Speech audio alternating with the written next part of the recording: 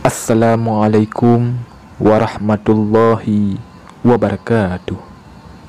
Wahai sahabat muslim yang beriman, selamat datang kembali di channel Amalan Akhirat.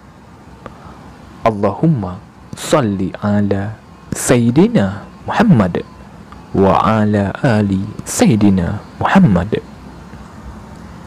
Alam kubur adalah alam pertama yang harus dilewati oleh manusia setelah kematian.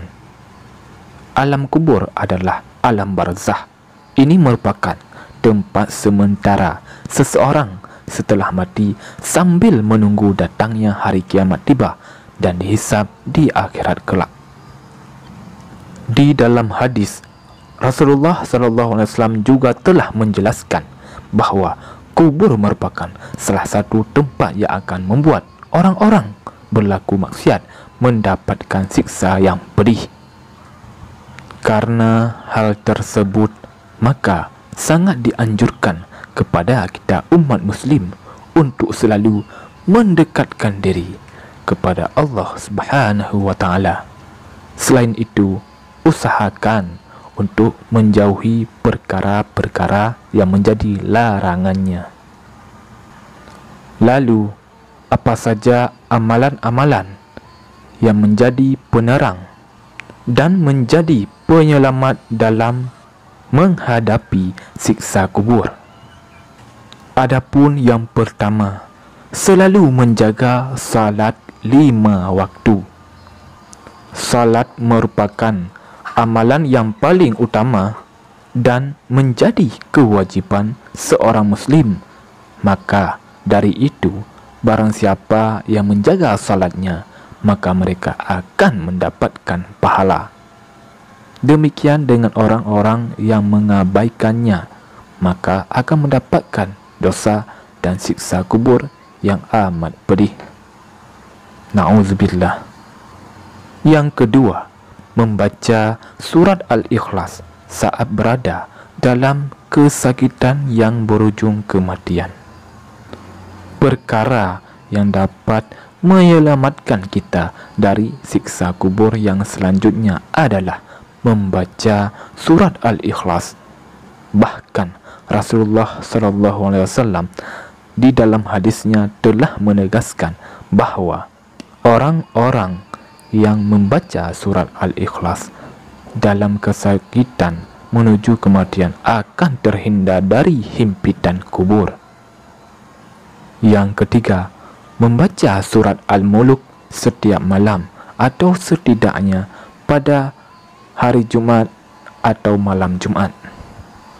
Surat Al-Muluk merupakan salah satu surat di dalam Al-Quran yang dapat mencegah pembacanya dari siksa kubur.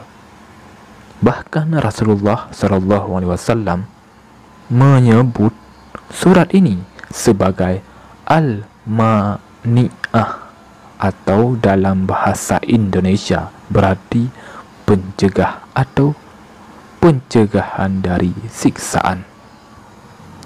Yang keempat, mati dalam keadaan syahid. Syahid merupakan salah satu kondisi di mana seseorang berjalan di jalan Allah Subhanahu wa taala. Maka dari itu, orang-orang yang mati dalam rangka menegakkan kalimat Allah akan dihindarkan dari siksa kubur yang amat pedih. Rasulullah SAW bersabda, barang siapa mati dalam kondisi berjuang, maka akan terpelihara dari fitnah kubur dan amalannya akan terus mengalir sampai hari kiamat kelak datang. Hadis riwayat At-Tirmizi. Yang kelima, tidak ditangisi kepergiannya. Salah satu hal yang menyebabkan mayat disiksa dalam kubur ialah ketika dia ditangisi secara berlebihan oleh keluarganya. Maka dari itu, Rasulullah SAW menganjurkan kita untuk berwasiat kepada keluarga agar tidak ditangisi secara berlebihan sampai menampar pipi dan mengoyak baju sebagai bentuk kehilangan. Yang keenam, sering memberikan sedekah. Salah satu perkara yang dapat membantu kita di alam siksa kubur adalah sering memberikan sedekah. Sedekah atau amal jariah ini bahkan akan tetap mengalir sampai kita berada di liang lahat, yaitu di alam kubur. Yang ketujuh, menyempurnakan wudhu dan menolong orang-orang yang teraniaya. Hal selanjutnya yang dapat menolong kita dari siksa kubur adalah menyempurnakan wudhu dan menolong orang-orang yang teraniaya. Hal ini pernah disampaikan oleh Rasulullah SAW bahawa seseorang yang berdoa untuk dijauhkan dari siksa kubur masih tetap dicambuk dan kuburnya dipenuhi api. Setelah api padam dan orang tersebut sembuh dari siksa, dia bertanya, mengapa ia tetap dicambuk? Maka jawabnya adalah karena semasa hidup ia salat tanpa berwudu atau basuhan wudunya tidak sempurna dan membiarkan orang-orang yang sedang teraniaya. Yang kedelapan, mati di hari Jumat. Dalam Islam, hari terbaik yang dimiliki adalah hari Jumat, di mana pada hari itu terdapat banyak sekali peristiwa-peristiwa penting dalam sejarah berdirinya Islam. Oleh sebab itu, orang-orang yang mati pada hari Jumat juga akan dihindarkan dari fitnah kubur. Rasulullah SAW bersabda, "Tiadalah seseorang Islam yang meninggal dunia di hari Jumat melainkan Allah Subhanahu wa taala menjaganya dari fitnah kubur." Hadis riwayat At-Tirmizi. Yang kesembilan, berdoa kepada Allah Subhanahu wa taala agar dijauhkan dari siksa kubur. Bagi Allah Subhanahu wa taala tidak ada yang tidak mungkin untuk dilakukan. Semua yang Allah kehendaki pasti akan terjadi. Oleh sebab itu, mintalah ampunan kepada Allah Subhanahu wa taala dan berdoalah agar kita senantiasa dijauhkan dari siksa kubur yang sangat pedih. Bahkan Rasulullah SAW juga selalu berdoa kepada Allah Subhanahu wa taala untuk selalu dilindungi dari siksa neraka Jahannam, dari siksa kubur, dari segala fitnah saat hidup maupun mati, dan dari fitnah Dajjal.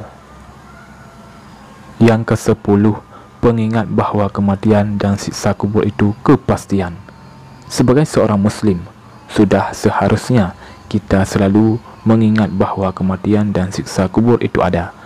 Maka dari itu, dalam setiap langkah yang kita lakukan akan senantiasa dipikirkan dan dipertimbangkan agar selalu menjauhi semua hal yang dilarang oleh Allah Subhanahu wa taala.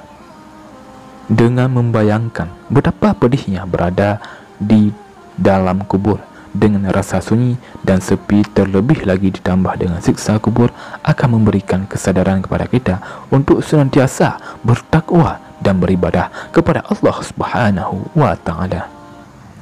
Demikianlah amalan-amalan penerang dan menjadi penyelamat di dalam menghadapi siksa kubur. Wahai sahabat muslim yang beriman, marilah sama-sama kita senantiasa untuk melaksanakan salat 5 waktu tepat waktu dan memperbanyak membacakan surat Al-Muluk dan surat-surat lainnya. Dengan memperbanyak amalan ini, semoga Allah menjauhkan kita dari siksa kubur. Saya akhiri, wabillahi taufiq wal hidayah. Wassalamualaikum warahmatullahi wabarakatuh.